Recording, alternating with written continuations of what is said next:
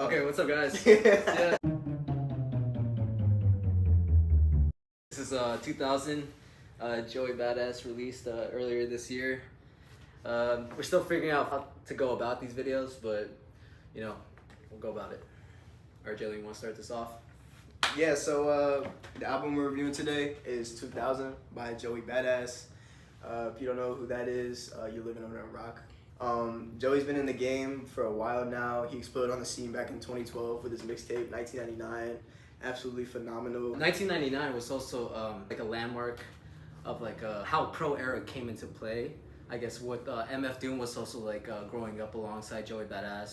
Capital C's was actually the one who actually introduced Joey BadA to MF Doom when they were like a lot younger, and just seeing the juxtaposition between 1999 and 2000, you can really see how much Joey's grown. He was 16 at the time too, which makes it even crazier.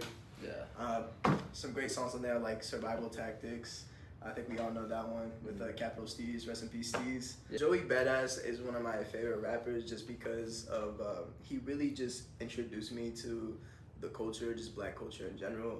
Him and along with Kendrick Lamar, but around the same time that To Pimp a Butterfly and Before the Money came out, which is Joey's debut album. That's one of my favorite albums of all time, and it coming from like a very conservative white town that I'm from. It really showed me the struggles and hardships that we as black people go through on a daily basis, and I really do appreciate Joey for that. That's why I'm kind of biased. I'm not gonna lie to you. I'm kind of biased when it comes to this album, but I have a lot of love for Joey. You know, if you watch our channel, you probably watched the Needle Drop. Anthony Pantana. Yeah. And you've probably seen the clip of him like crying to Survival Skill. And I'm not gonna lie to you, I did the same because like that song is just when you like relate to it, it really just like it hits you like a brick, bro. Like it hits you like a truck. He's talking about the death of Capital Steez and the death of his cousin, and it's hard to listen to, bro. Yeah. Like just in one sitting. If you're not, you gotta be in the mood to really listen to that song. You gotta take it all in, listen to what he's saying, and it's just so heartfelt. It's one of the, honestly, I feel like it's one of the most heartfelt songs I've heard in a long time. Yeah, and I love the transition that goes into Written Stars. He's back. This album is a lot of reminiscing about like where he's come from, about like how he's grown up as a parent, how he wants to teach things to his daughter that he was never taught like by his dad.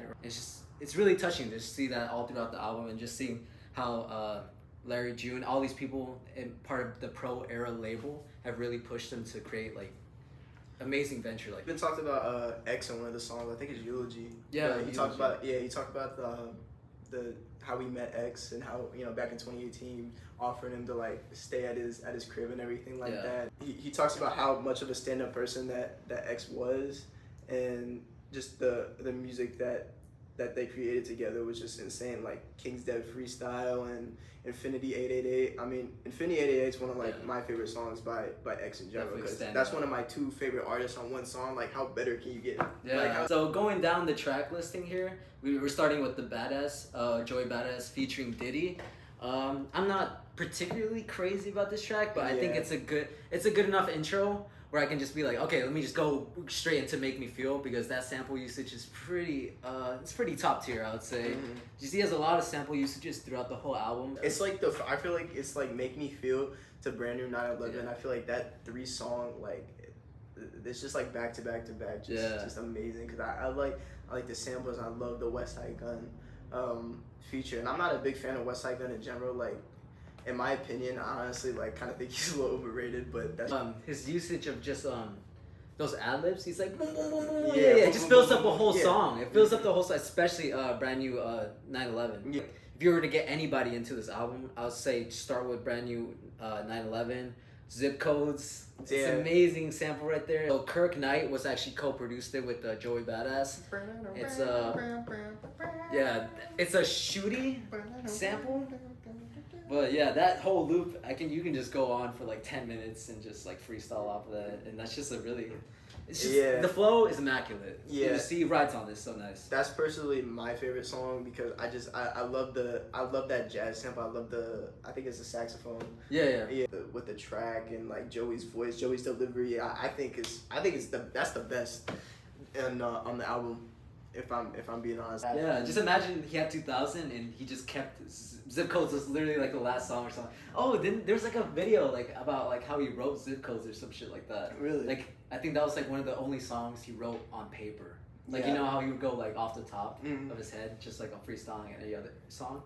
But this one on Zip Codes, he actually took his time. He's like, I'm gonna actually write this down, and I feel like that's why it comes off so like the flow and the lyrics. The lyrics are just as good as his flow on that song. Mhm. And He never really went into detail about like Steez until he got to Survival. yeah. He has mentioned Steez in the past and a bunch of songs because Steez was that was his boy, like that's his day. Yeah, you know what I'm like saying? one of the lyrics say, if you don't remember Steez, you you didn't know me. Yeah. Something like that. That's exactly how it is, bro. If you're a fan of Joey Badass, you gotta know who Steez is. That's just how it is, bro. Because they came up together, but at the same time, like even on like Survivor's Guilt, he was saying like he felt that he left Steez behind because he was growing way faster than Steez was at the time, and that was taking a lot of toll on Steez's mind, and we saw how that ended. Rest in peace to him. I think it's just really humbling when Joey goes about to say like Steez was one of the greatest rappers, like I could never top him, and that's just like you can really feel that heartfelt lyrics just writing behind like a really nice, it's a bittersweet type of beat. At the end of the day, like it just makes you think about all the great music that we could have had from both of them, like as a duo, and just even if I guess pro era in general, if Steez was still alive. I wish he could have got the help that he needed, and it's hard, bro. It's hard, and if you have like mental health problems, then you know how hard it is to like deal with that type of shit. Sometimes like the words don't really come out the way you want them to. Yeah, it's all can feel super overwhelming, and he does an amazing job capturing how that feeling is. Go to the other features. You already talked about Larry June. I think that was a very great feature. One of Us with Larry June. Yeah, that's one I would come back to, for sure. One of the lowlights on the album we would definitely say is Welcome Back. Not really because of Joey Badass or Capella Gray, but don't get me wrong, I love Chris Brown. His amazing voice. Not a really good person. Yeah, at the same time, like I'm a little biased because I'm from Virginia, so like Chris Brown's from Virginia, so it's like I got a lot of love for Chris Brown, but at the same time, it's like the recent stuff that he's been putting out is just a little. There's not much of a creative, I guess, process behind it. Yeah, it feels really forced. Like at least. Yeah, the JID one was actually really good. Really. With JID, it's interesting because he's one of those, like I guess you could say, quote unquote lyrical miracle rappers. Is that he makes it work with the production that he uses. And he has an interesting delivery. His vocal inflections make it stand out from all the other rappers that doing lyrical miracle stuff. Yeah, and it's not like really his rhyme schemes are a lot more complicated and more like they go. They go more in depth than what you would think. It's not just surface level stuff. Like, I feel like that's what people mean to say when they say lyrical miracle. But I would say this is a really good example. Want to Be Loved when Jid's on his verse towards the ending. That's I'll just keep on that shit on loop, honestly. Exactly. I completely agree. Yeah. Procrastination. So say that lyric, bro. That's facts, bro. Yeah, no. So yeah. What would you say is one of your top lyrics of the? Just that, bro, because it's a braggadocious like track. Yeah. Zip Codes in general is just like a braggadocious track if you really listen to like what he's saying. And he has every right to. I mean, even outside of music, what he's doing, like acting, on Netflix. I think he won a Grammy, didn't he? I saw like a clip of it. Not a Grammy, but what's the one for like movies and shit? I think with Show Me though. Show Me, I don't really have too much to say about that track. Yeah. There wasn't like anything too special about it in my opinion. I'm surprised they cleared it so easily because it's like at the beginning it's just literally a sped up version of the original song. But it's not to say it's a bad song. Yeah, it's not a bad song. Joey always flows on every song that's on this album. He always flows. Yeah, I don't think that there's necessarily a bad song on this album. I just think that there may be like a couple songs that he could have maybe improved upon. Yeah. But other than that, I wouldn't say that there's like a generally like bad song on this album. That being said, I guess we can get into the rating. The rating? Yeah, we can get into the rating for sure. You want to take this one?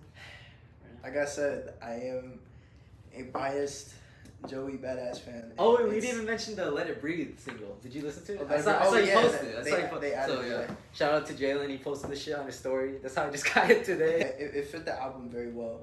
Yeah. I think it could have been thrown in like somewhere in the middle. Mm-hmm. I would say like somewhere between like Eulogy or something like that, maybe Yeah. Cruise Control. Mm. I don't really have any like, he didn't really do anything like special on the track. Yeah, it's not like a super standout. I'm like, oh shit, I can't live without this. Yeah. But like, you know, I would throw it in there. It fits 2000 really well. Yeah, instrumentation for sure. If the Joey BadA, I would definitely just keep it on. Yeah. I would definitely keep it on because I do think it's a good track.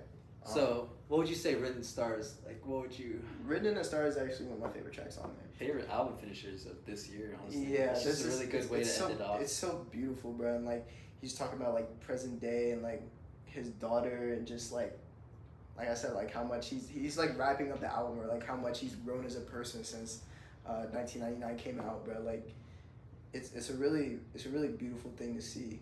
When you see somebody just grow as a person and just really like settle down and take the time to enjoy life. It's really inspiring to see. Joey's not as like mainstream as he once was. Mm-hmm. I think like first week he had like 33K. 33K. Yeah, I think that's how many he sold, which is not bad by any means for a guy that took a 5-year hiatus. I think that's extremely good. It's the same way like I kind of see like a little bit of Denzel, and then when they're kind of like on that same level of like mainstream, which they're like there but they're not there. Everybody knows who Denzel is now, to be honest. I remember it was like a year or two ago, like you're like, oh, you heard this artist Denzel, and then like for Joey, I feel like everybody's really known Joey, but it's not really been like a new album. I feel like that really represents his presence in the hip hop game. Yeah, was it the All-American BadA? So like around the same time that a lot of the protests were happening, in 2020, that album was brought up a lot because they felt like it was kind of like a staple. And then after that, people didn't really mention the album like that anymore. But it really is like he really did speak up about like social issues that were going on in the Black community with that album. And I really enjoyed like the samples that he used in that album. Because they had to do so much with like Black issues. Yeah, the live instrumentation like really plays into like the emotion aspect of that album, and I feel like he brought a lot of that into this 2000 album. Just with the sample usage of like brasses and stuff like that, that makes actually every song just breathe like a lot more. He's always used the jazz samples in his songs, so that's like nothing new. But compared to like Before the Money in 1999 to now, he's been less boom bap, more like production, like I guess smarter with his production and samples. He's more behind the computer, I'd say now. Like top 3. Like my top 3, obviously I've been talking a lot about Zip Codes. Zip Codes is obviously on number 1. 2 is Survivor's Guilt. And then 3 is Written in the Stars. 4 is Make Me Feel, and then my 5th would be the brand new 9/11 track. Okay, that's good. I'll say mine is like the same thing as yours, but I would change some around. I think I would swap out Make Me Feel with Eulogy, just because I love that instrumental for that song. So it's more boom bap, but like it's one of those where I can just like put it on a loop for like 10 minutes and I don't even know the song's like going on for that long. But other than that, I guess our rating, I'm going with the high 8. Just same. I would say a high 8. High 8 to like a light 9. Yeah. I think that's a perfect rating for this album. It's hard to come up with anything like really that bad with it. Yeah. Strong 8 for me, and strong 8 from Jalen. Yeah, bro. Yeah. Hey, Joey BadA, if you ever watch this video, I'd like to pre-order my 2000 vinyl right now. So you have it. Yeah, man. We're waiting for the release drop or whatever. That's when they're gonna announce it. I need the merch. No doubt about it. And just to let you know, guys, special shout out to Jason. He's been holding the phone camera we've been recording with his forehead the entire time. Yeah. Thanks, Jason, again for. Thank you, Jason. Thank you so much. He's just been keeping still really nice. Like, you would think it's on a tripod, but it's not. Yeah, it's need a thumbnail, bro. Yeah, we need that. Oh, yeah. Oh my god, no, I did not just do that. Perfect. Bro. But put the toad hat. You're Put the fucking toad hat. stupid, But bro. it's funny as fuck. Alright, yeah. That's all, guys. Come on, bro. Oh my god. Oh my See you guys. god.